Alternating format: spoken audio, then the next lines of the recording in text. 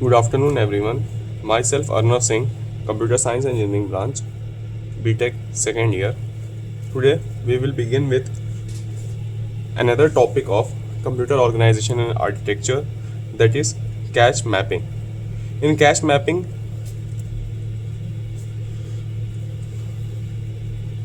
in cache mapping, we will discuss what is cache mapping, what are the various types of cache mapping, that basically includes direct mapping, set associative mapping, fully associative mapping. We will also discuss what are the needs of direct mapping, or why do we need set associative mapping even though we have direct mapping. What are the flaws in the direct mapping? Along with, we will also see why we need fully associated mapping. These three are like fully interrelated. The types of cache mapping are direct mapping,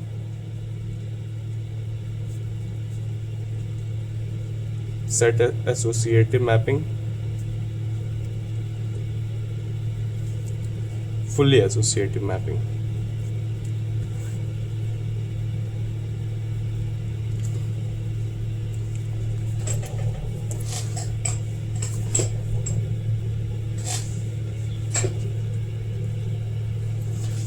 So now we will discuss what is cache mapping. Cache mapping is basically applied on blocks. What is cache mapping? So cache mapping is a process in which basically let us assume this is main memory, and this is our cache memory. This is our CPU.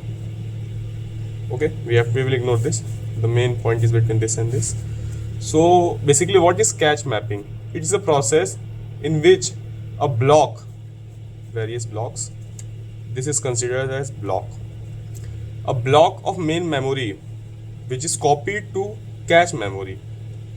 Okay, it is used to copy, then a pattern is used, to copy, and this block on a specific location, okay, in cache, so that while searching in cache memory, while writing the main memory address, this pattern help us find a specific location where this block can be present. This pattern recognition is known as cache mapping, or in most simple term, the bookish language of definition, it is the transformation of main memory data into cache is known as cache mapping. I will say another time the definition, that is when a block of main memory is copied to cache memory, then a pattern is used to copy this pattern of block on a specific location in cache, so that while searching in cache writing, main memory address, while searching the main memory address in cache memory, okay, this pattern help us find the specific location of where that block can be, okay, where that block can be in the cache memory that can be present here, and this pattern is known as cache mapping. Simple. So let us assume simple example for direct mapping. We can proceed with direct mapping.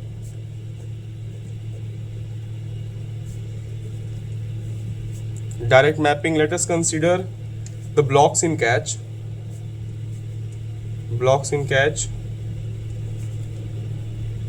0 to 9,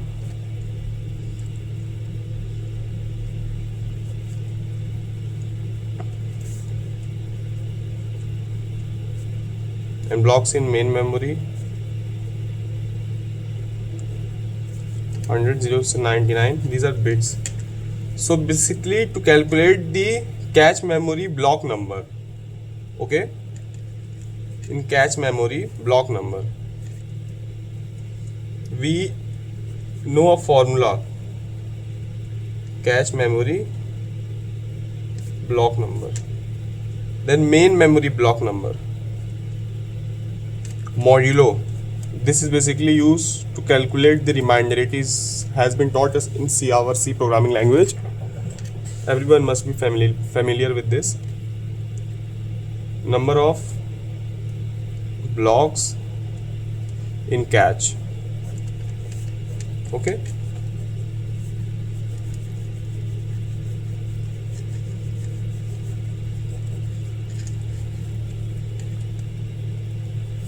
Now main memory block number, cache memory block number. To find out cache memory block number, let us assume the main memory block number is 34. To calculate cache memory block number, here given blocks in cache, we can take 34 modulo 10, then 4. Then this 4 is our cache memory block number. Okay. Or simply we can take another example. Let us take 62. Then 62 modulo 10 is 2. This is also our cache memory block number.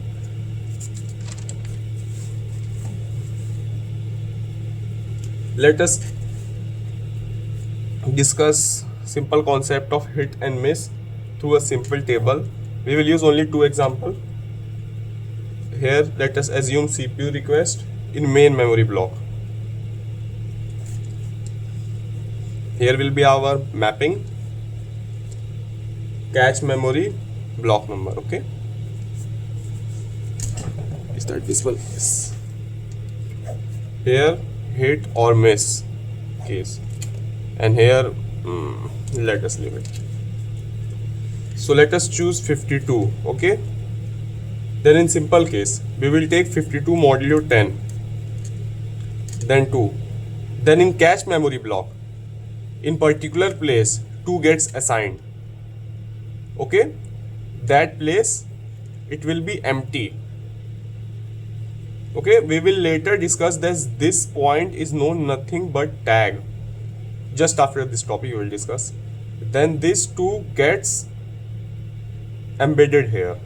After going there in cache memory block, it will detect a miss. Okay, now once again if we'll go on 52 in CPU request in main memory block after requesting from CPU, then after mapping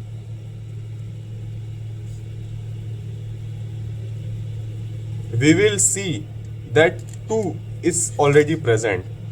Then it will firstly take again modulo, then again 2, then after updating again it will update to 2.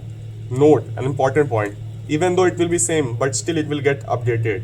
And after following many CPU requests in main memory block, like if we take another main memory block such as 62, 72, 82 between 00299, any like 88 and take modulo. For example, the modulo of 88 to 10 is 8. Then the 8 will get updated here, and so on, so on, so on. Then the final updated value will be put it here. So after seeing this 2 is already present, it will detect something is here. Then it will be the case of hit. These are the simple cases of hit and miss.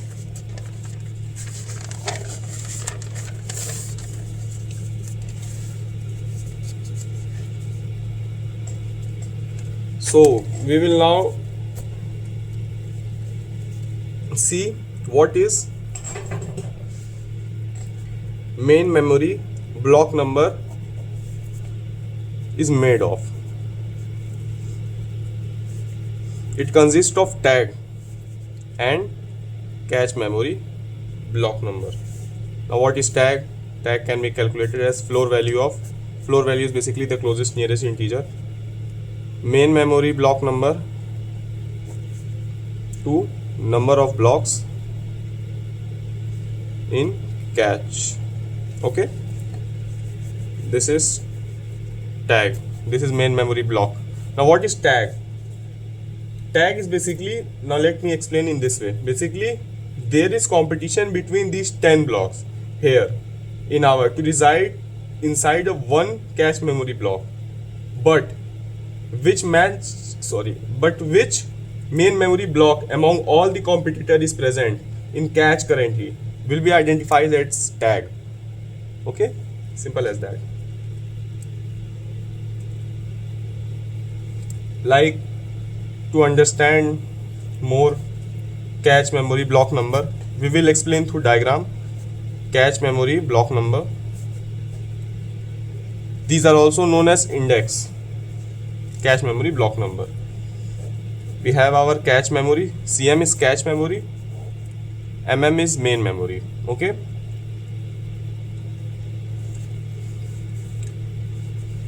now to further classify main memory block number along with byte number, the main memory address, this is main memory, it consists of various addresses. This is main memory address, okay, which is further divided into block 000, 001 and so on, block number 111. This will be 0001, 0001, 0001, 0011, 0100, 0101, 0100, and dot dot dot. Here will be many more. The final will be 111 due to lack of space. This is the cache memory. It consists of these. These are our tag blocks. This is what we are discussing here. Tag, the main memory, the cache memory block number. Okay, tag which will be 0001, 1011. In here we will do our mapping. Like here 04.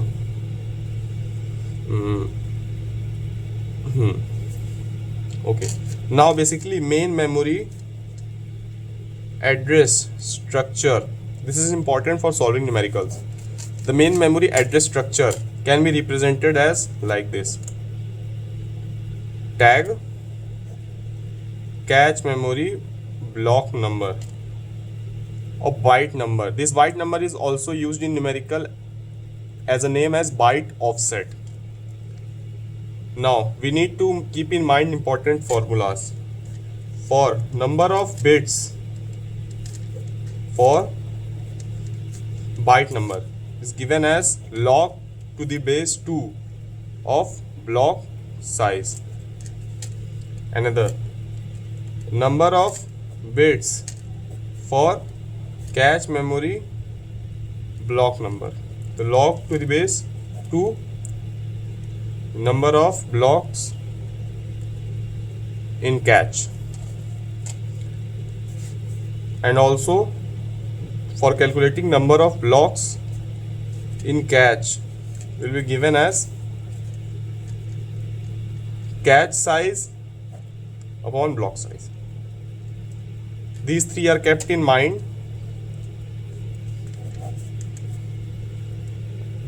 So basically I will discuss direct, fully and set associative mapping, then on later on the very last of the topic, when all topic will be ended, I will proceed with only one question which will discuss how to calculate the cache memory block number, byte number, cache size, block size, tag directory size, whatever that can be asked in a question of all three methods to provide more confusion. Okay, so proceeding with this, now we will discuss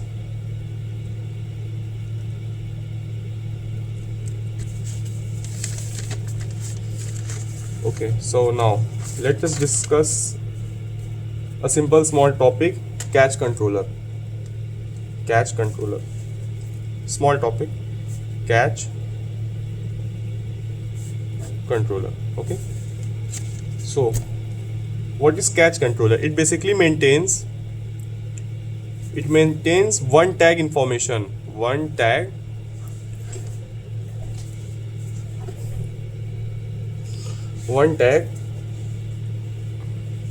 information for each block of cache. Okay, how? This is our cache memory block, and this is our tag.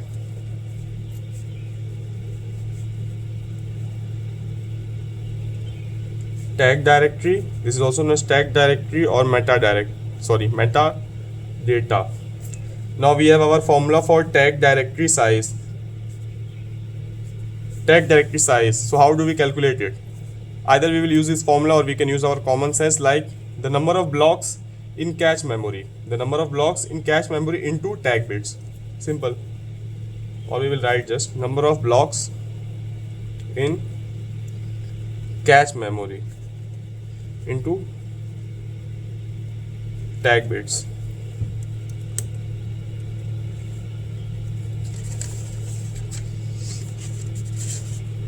Now we can proceed with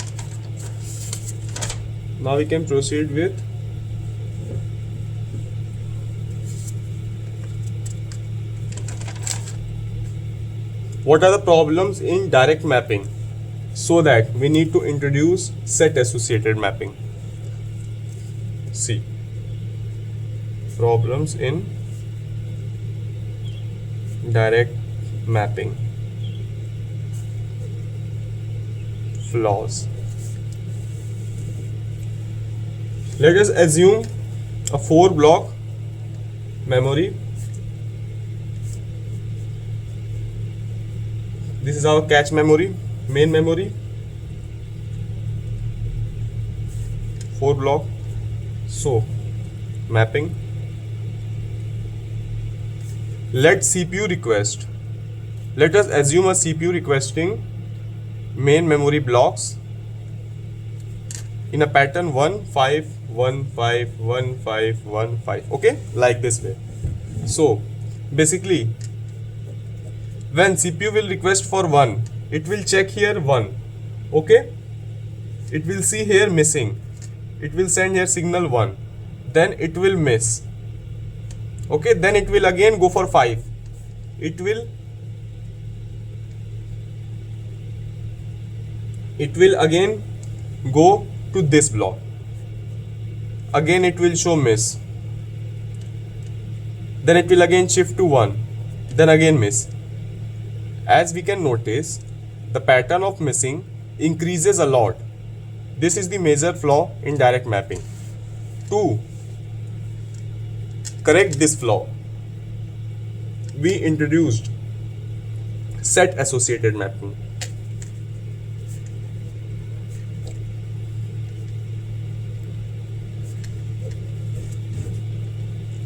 Set associative mapping.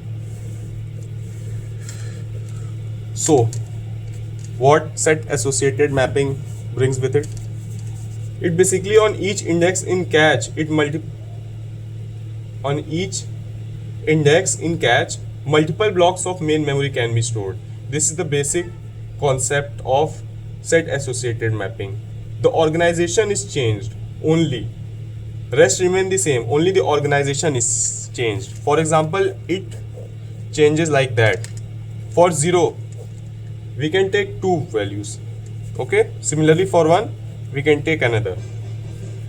Okay, here we can do the mapping like this, and here like this. Simple. Only the organization is changed. Organization is changed. Let us take here main memory from 0s to 7, 8 blocks. Okay,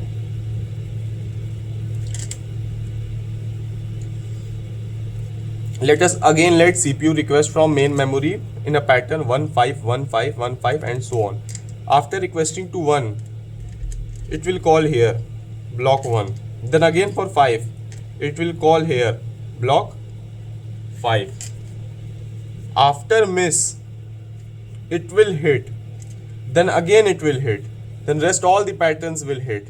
This solves our major problem of multiple miss recognition in CPU request in memory block.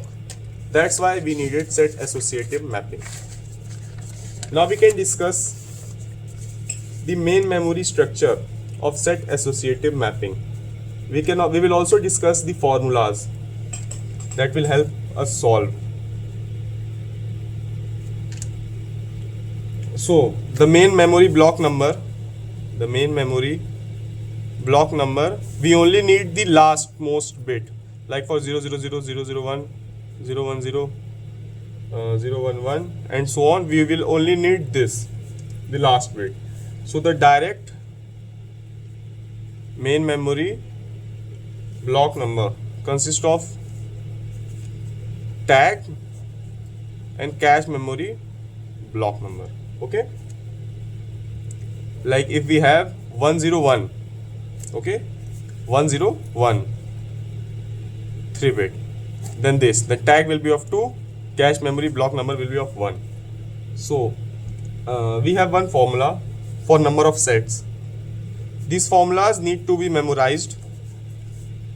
Number of sets or number of indexes in a K way. Set associative cache mapping will be given as number of blocks in cache. First, another would be cache memory set number.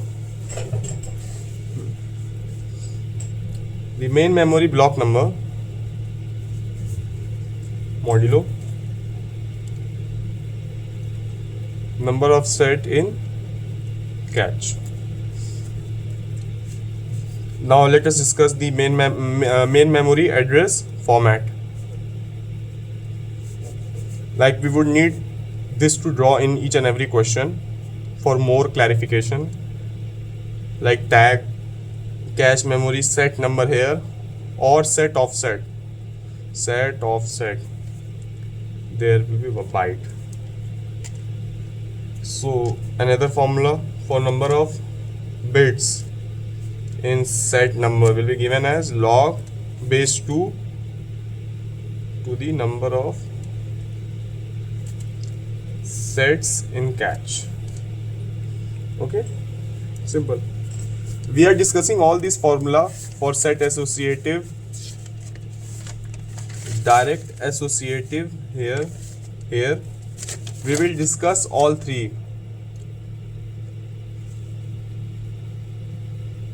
Or like, let me just provide you with one question here. Okay, so we have like given main memory address of 16 bits, cache memory size of 512 bits,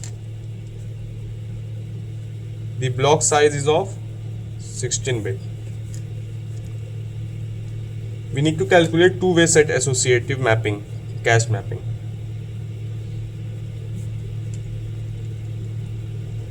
Okay, so here will be our solution. Let us firstly make, I won't be writing main memory address format, so here will be our tag, set number, byte number. In question already given main memory address 16 bit. Okay, this will be our 16.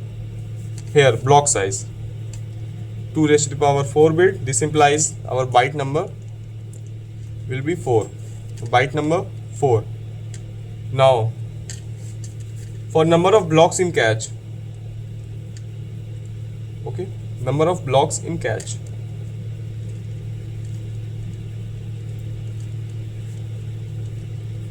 For calculating number of blocks in cache, we have discussed the formula here.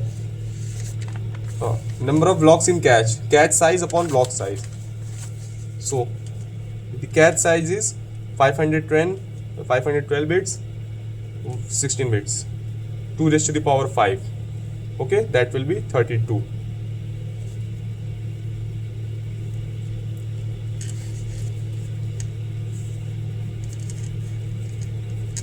For number of set in cache,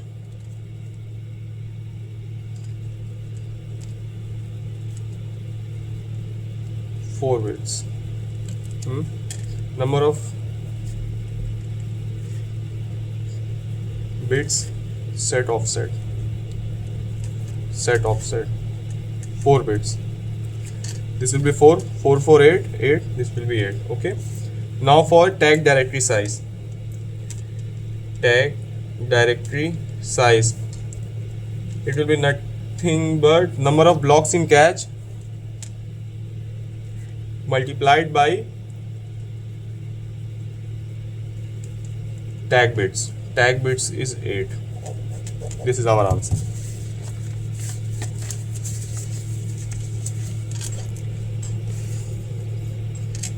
Now let us discuss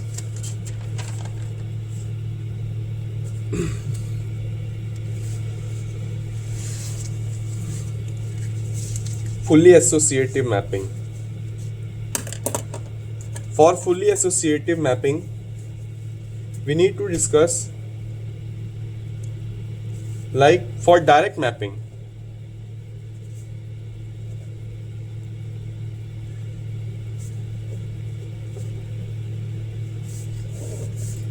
okay, for fully associative mapping, let us assume example, a cache has 128 blocks. Okay,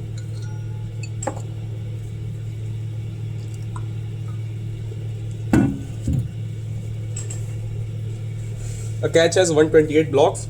Let us assume a direct mapping, DM, direct mapping, memory address representation, tag, cache memory block number, byte. That is assume of 7 bits. Okay, 128 blocks. Now do two-way selection. Okay, for two-way selection, our tag set byte will be x plus 1. This will be 6 bits and this will be y. The number of sets gets reduced to half, so 128 by 2, 64, so it will be 0 dot dot dot 63 blocks. Okay, and it will be like this in 2 parts. Similarly for 4-way, I won't be writing, I will simply be explaining. It will be like this, 1, 2, 3, 4. Okay, we will divide it by 4, so the number of sets will be 128 divided by 4. Sorry, 3.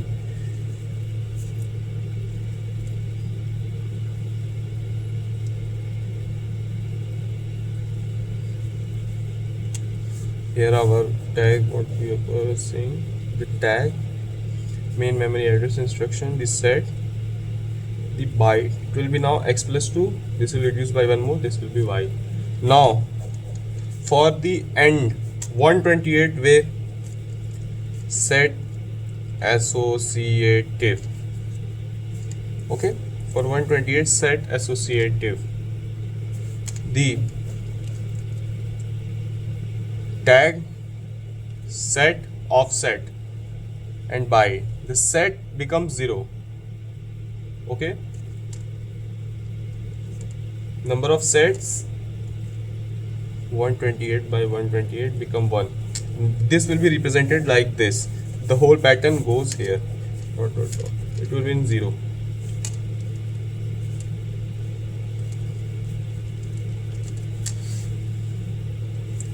Now this is known as where all blocks are recognized in one set in cache memory. Basically index has 0 bits. Only these, tag, byte, and our tag itself will be called as main memory block number. Then this is our known as fully associative mapping. Here in fully associative mapping, main memory block number will be equal to tag.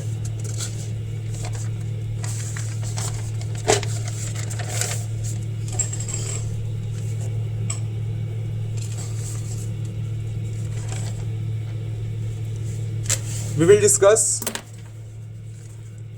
in last a small table which will tell us which have minimum tag size, maximum tag size, or the minimum maximum index size for direct, for set, for fully.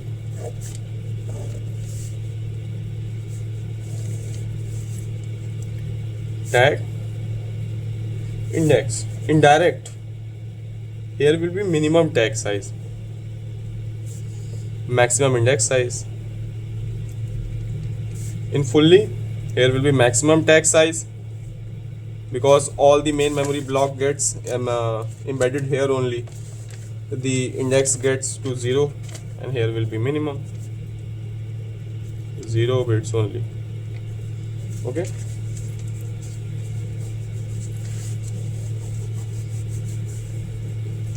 Thank you.